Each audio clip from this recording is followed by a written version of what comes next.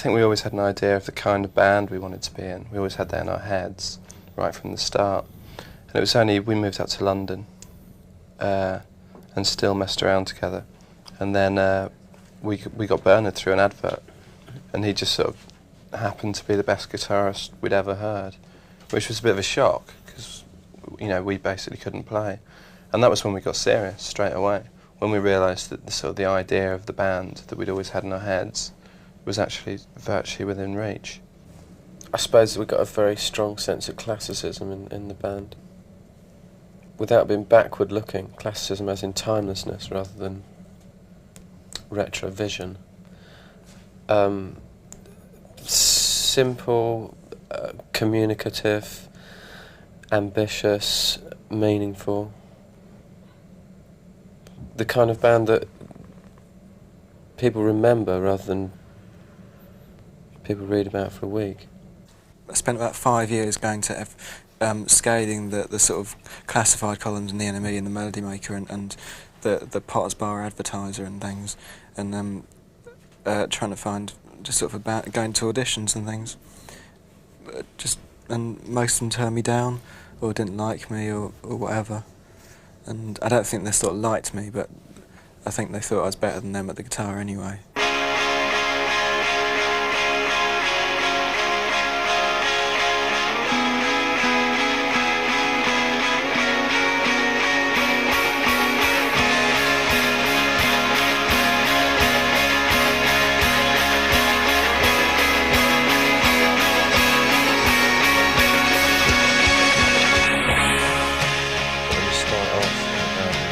People tell you that you've got to learn to pay your dues, and you think, oh no, I'm not going to do this. Because I think every band's got the kind of the spirit of punk inside them, the kind of like the Andy Warhol spirit of pop.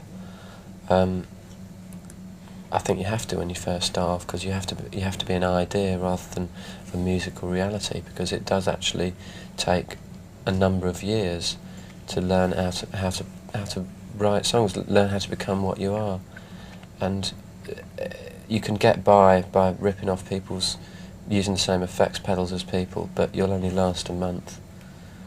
And we actually have paid our dues, boringly enough. Yeah, it's true, But I mean, there's something to be said for a good bit of old-fashioned hatred. I'd recommend it to anyone who's thinking of starting a band. And a good bit of pain, you need to go through a lot of things. A lot of tension and stuff, I think. Bands that have it on a plate, and bands that have people that have their lives on a plate, don't ever do anything worthwhile because there's nothing for them to strive against. There's no tension, and there's no abrasiveness, and harmony's quite a boring thing, really, and quite an uncreative thing. We're quite sort of old-fashioned musicians in a way. Really, we put a lot of care into things like sleeves, things like that, which we have total control over. When it's something like that, yeah, completely. But when it comes down to it, no one ever remembers sort of like a great Rolling Stones interview or that sort of fantastic Sex Pistols, biography. You know what I mean? I mean, it's the music in the end of it. And the only reason why I think we've come across quite well is because the band works, so it's very easy for us to justify it. We'd be in a terrible pickle if we weren't any good, because we'd constantly be trying to justify, a load of grandiose claims that have been made on our behalf, which we probably couldn't do. But we never sit down and say, right, what are we going to say to the enemy this week? Our whole kind of public image is very natural, really. The press exaggerate some aspects of our personalities and stuff, which is fair enough, because that's how people communicate to the masses. You have to.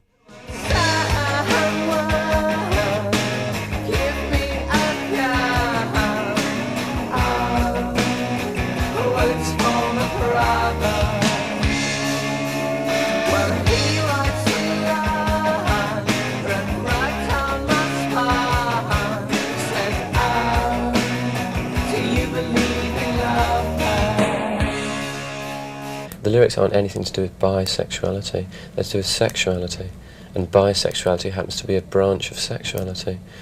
I'm not deliberately limiting myself to any particular sexual orientation at all. So that's an incredibly limited thing to do. The songs are about sexuality. They happen to deal, some of them specifically, with different areas of sexuality, but it's sexuality that's supposed to be expressed, and sexuality is an incredibly important thing in music. I mean, it's quite an important thing in life, really. And it's very important to us to communicate, to broadcast our thoughts to as many people as possible. And a certain thought I've never really been able to listen to songs that didn't have any lyrical depth, really. It's always quite frustrated me. That's the one thing that I've always been constantly frustrated with pop music. It's lack of ambition towards with lyrics. I think about things a lot, and I want to express them sort of musically and lyrically. Yeah, it's incredibly important. It just adds another layer of depth to a band, you know. If we played exactly the same music and I sang exactly the same tunes and stuff, and the words were different, the feeling of the song would be, I think, completely different. Because hopefully what the words and the music go hand in hand, and one expresses the other. They're not just an afterthought, and the music isn't just an afterthought, or it's, you know, the whole thing lives together as one sort of being, really.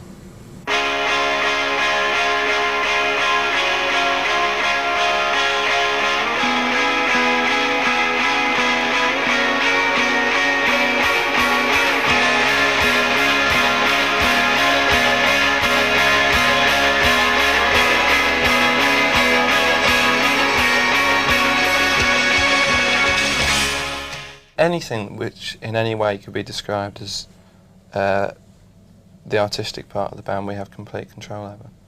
From the titles, which single gets released. I mean, we listen to the record company because they're not a bunch of businessmen. The reason we signed with the record company we did is because they were massive fans of Suede. You know, they signed us when everyone else thought we were awful, and they put belief in us. But basically, we can do anything we want.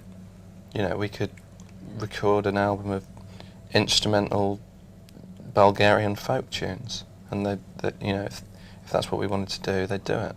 We wouldn't, but you know, I mean, it's really simple. We have complete control over what the band does. I think backlashes happen when a band starts letting its audience down. I don't think a backlash is actually a purely media-driven thing. Those two things can sometimes go hand in hand.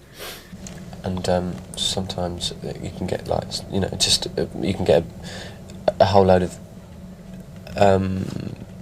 bad faith, and that can affect the band in itself. But I think the media is less powerful than it would like to think it is, quite honestly. And I think that your audience really decide on your fate. And if you're any good, then I don't really think the media can particularly touch you. If you're purely a creation of the media, then it's another matter, and there's lots of bands that are. But for us, we've got a very strong and faithful audience that love our music, and when we let them down, then we'll tumble. But until we do, then I think all the media can do is accuse us of things that can't really hurt us. So that's the way to do it. And when we do let our audience down, then we'll know it's time to quit. You know, we've got a very strong sense of perspective with the band. We look at what we produce and what we're doing after we've done it, and see it in very much in context. We're not the sort of band that would kind of like release a kind of a record that we'd convince ourselves was good. Mm.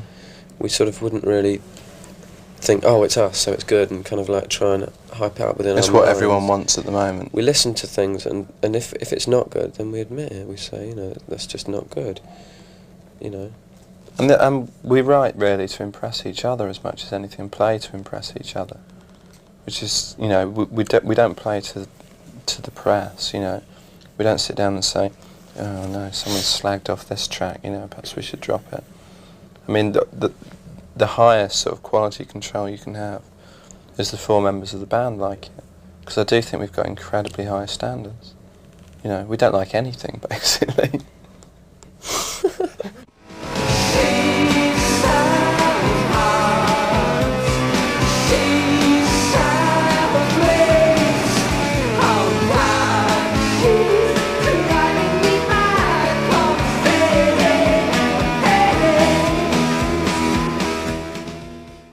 It's called Suede. It's Produced by Ed Buller. produced by Ed Buller, who's done our Lovely singles. bloke. Simon played the drums, didn't you, Simon? I did, yes. It's 11 songs, 3 of the singles, the A-sides, no B-sides. 8 completely new songs. 4 songs that haven't been heard by anyone ever before. There's a lot of low life, lyrically, what would officially be termed low life. And there's a lot of hope. And hopefully it's in mood. It's very uplifting.